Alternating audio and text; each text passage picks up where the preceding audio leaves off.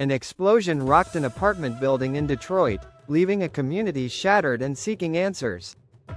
Early Monday morning, a powerful blast occurred, injuring multiple residents in a chaotic scene unfolding on Littlefield. Emergency notifications were dispatched across Metro Detroit, alerting everyone to the terrifying incident. Around 4 a.m. at least 12 individuals were rescued and rushed to local hospitals. Their lives forever changed in an instant.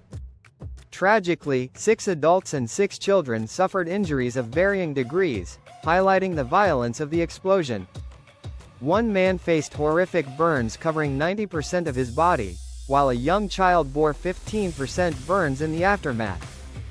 Among the survivors was Ashley Ridner, who recalled the chaos as she desperately tried to save her family. Ashley vividly described the explosion as sounding like a bomb, a chilling memory that will haunt her forever.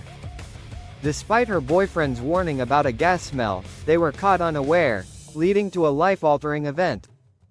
As the investigation continues, the community is left grappling with fear, loss, and the uncertainty of rebuilding their lives.